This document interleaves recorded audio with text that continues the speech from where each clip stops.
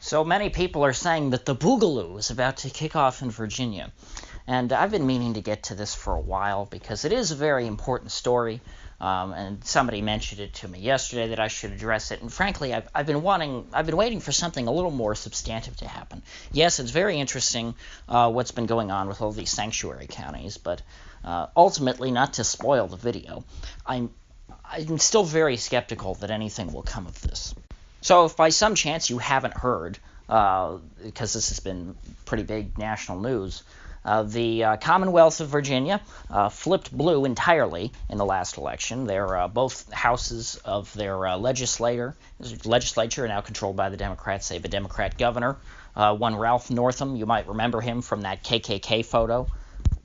He, of course, wasn't the one wearing the hood. He was a man in blackface, and his friend was playing the Klansman about to lynch him. Good times, good times.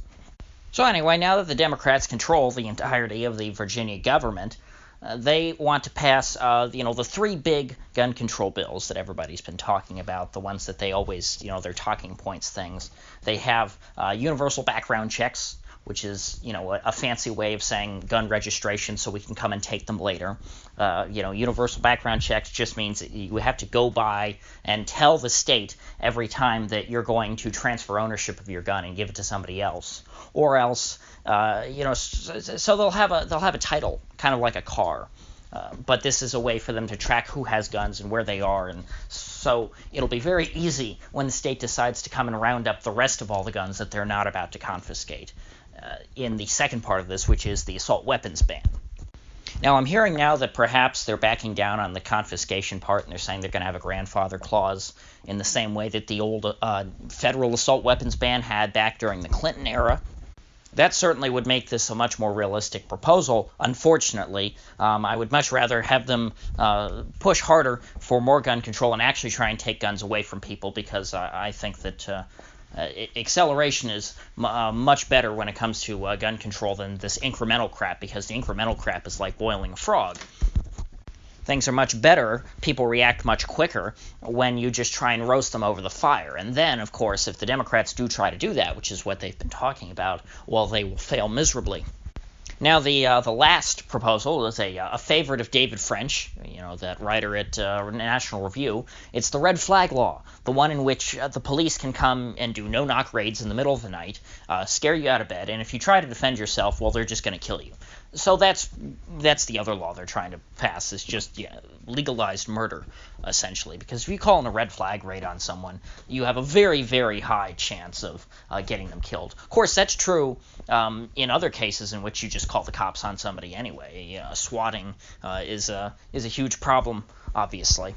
But it seems like so far that the red flag raids have the most danger attached to them, because in most cases they are targeting people who probably sleep with a gun on their nightstand. So they hear someone breaking their door, the first thing they're going to do is grab a gun. Well, if a cop sees you holding a gun, they're not going to try and get you to disarm yourself and say, hey, I'm a cop, stand down. They're going to shoot you, because that's what they do.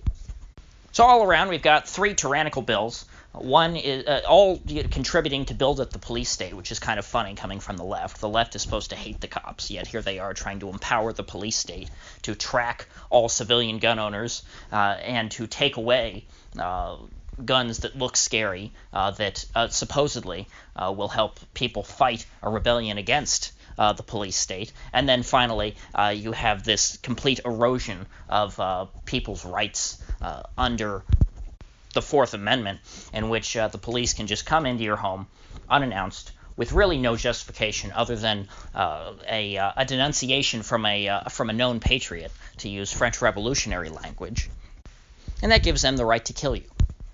So with all that said, the people of Virginia are reacting just right, in my opinion. They're doing exactly what they need to be doing, and that is voicing their opposition to all of this, showing that people throughout the state, in a majority of the state, even if they are not 51% of the population, they do not support this, and they will resist.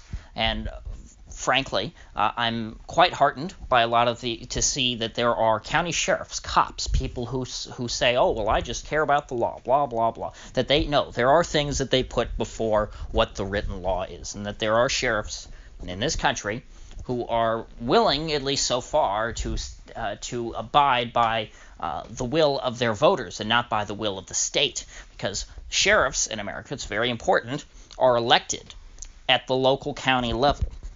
They're accountable to their voters, not to the state. Yes, the governor can remove them, but they are still elected. Now, there are some places where they've gotten rid of that, like Miami-Dade County does not have a sheriff anymore because they merged the Miami-Dade sheriffs with the Miami Police Department. So that's one place in which you're kind of screwed. You're never going to be able to elect your sheriff, but in Miami they probably wouldn't elect a great pro-2A sheriff anyway. But in most of the country, the rest of America, you have elected sheriffs in each county. So all across Virginia, and now 75 out of the 95 counties, the boards of supervisors, which is akin to where I live, what we would call a county commission, essentially it's the elected local government, along with the county sheriffs, have said, no, we're going to abide by the will of our voters in our county who do not want to have their guns taken away. We will defend our people from state tyranny, or specifically from the tyranny of the Commonwealth government. Because, of course, I can use the term state with a capital or a lowercase s. In this case, of course, I'm meaning it with a lowercase s. And so, as I said, this is happening in 75 out of the 95 counties. And, of course, not all of the counties are as strong in their wording as the others. So perhaps not all of them would follow through. But even if it's just half that number, there are only 95 counties in all of Virginia. So what does that tell you if these resolutions are even getting passed? In all these, it shows you that the support for these laws are concentrated in a very small area of the state, in no more than 20 of Virginia's counties. And if I had to guess where they were, even though I'm not looking at a map right now of all the counties that have passed the sanctuary resolutions, I'd imagine that these 20 counties that have not are mostly going to be in the far north of Virginia, clustered around the District of Columbia. And also probably in the northeast of the Commonwealth, where they're closer to the ocean and to the northeast states. So what we have here, it appears, is a case of the greater Washington, the people who are culturally a part of D.C. but happen to live in the state of Virginia, imposing their will on the rest of the state, which has a very different culture. And it seems as though that the natives of Virginia are not accepting the authority of these carpetbaggers who have come over. Now, I'm not talking about the politicians. I'm sure that most of these politicians are natives, but they were only elected through the votes cast by all these carpetbaggers. It is no mystery that Virginia has been turning blue as Washington, D.C. has been expanding into Virginia. You have all these government employees who have total faith in the benevolence of the state, who vote for more and more government control over the lives of ordinary people. And then you have ordinary people out in the hinterland who do not trust the state.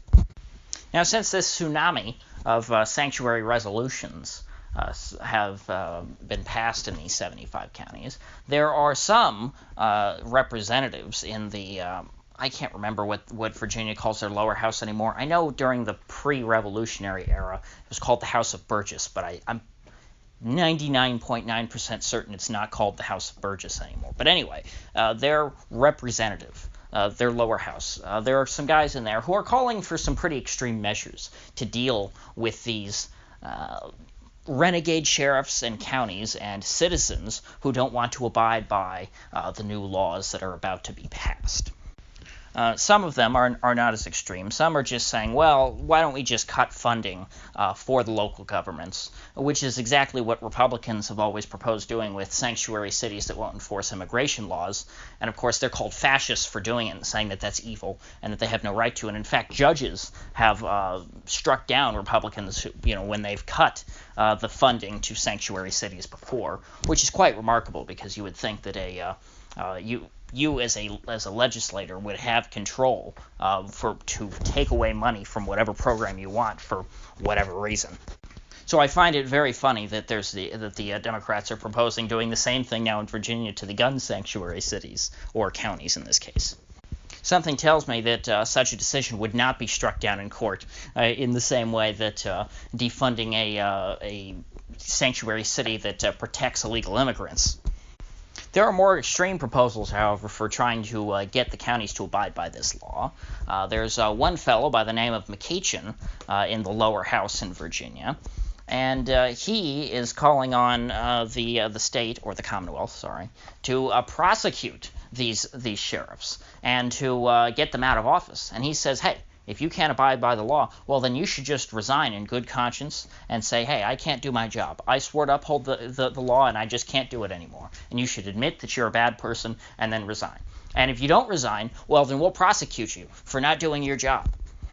And he even said, hey, I'm not the governor, but the governor might need to call out the National Guard to enforce this, which, essentially calling for martial law to take away people's guns. That's pretty textbook tyranny. That's kind of, when you say to people, hey, oh my gosh, this is an irrational fear that folks have that their guns are going to be taken away and that they're going to live in a police state. You're saying, hey, we should call up the military to send them out into these counties to overthrow the local governments and to kill the sheriffs and take away all the citizens' guns. That's not a police state at all. That's not an authoritarian regime. What are you talking about? You're just fear-mongering, you stupid NRA shill. Now, if this guy were in charge, if this guy really did control the whole of the state government, I would say, oh, yeah, the Boogaloo is right around the corner. But thankfully, this guy's not in charge. He's just some lowly representative, and I don't think that he has as significant of an influence over the government as he would like.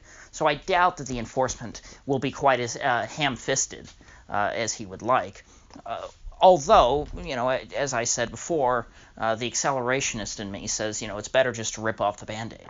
And that it would be better to have a guy like this in there rather than someone like Ralph Northam who puts a friendly face on gun confiscation and on this sort of tyranny. And so maybe it would be better if he tried to push harder than he really can in a realistic world to try and take away these guns so that it would become clear that he doesn't have the power to do so.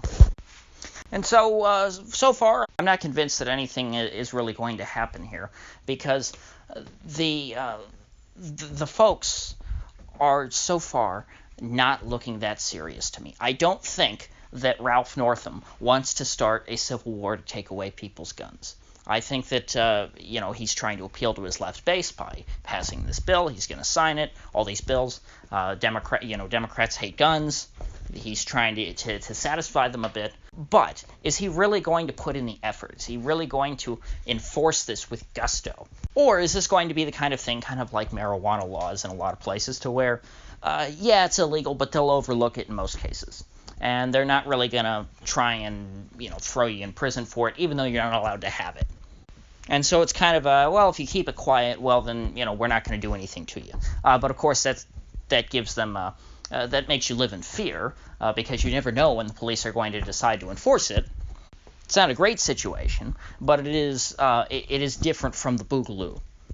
I think that these sanctuary counties in Virginia may very well end up being treated just like the sanctuary cities that hold on to all the illegal immigrants, and that they'll be able to continue to do this, and that I don't think that the Virginia government will want to go out of their way to try and force them to enforce these laws.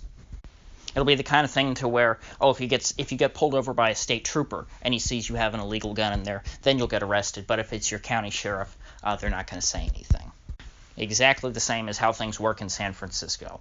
If an ICE agent catches you and you're an illegal, you're out. But if a San Francisco PD officer pulls you over and he finds out you're illegal, you're fine. Now, that's not to say, though, that people aren't preparing for a worst-case scenario. There's one sheriff in Culpeper County, Virginia. His name is Scott Jenkins, and he is threatening to deputize about 1,000 citizens to try and help him resist the state if they do try and enforce this, which, again, is a big if, but he'll have to get ahead of himself and start working through to try and get all these people trained and do background checks and stuff like that, and make sure that he's got a good fighting force of civilian auxiliary deputies to call upon in the case that the National Guard is deployed to take away their guns.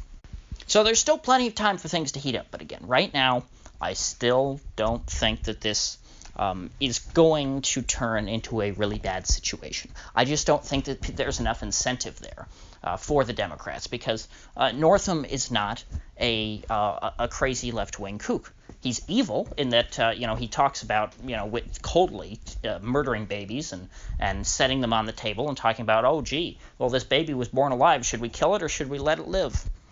He's not a good guy, but I don't think that he wants to destabilize his society like that. So with that said, if you gained anything of value out of this video, I'd appreciate you clicking that like button and sharing this video. And if you haven't already, please do subscribe, because I do upload every day and I'd hate to have you miss one. So I'll see you folks back here tomorrow.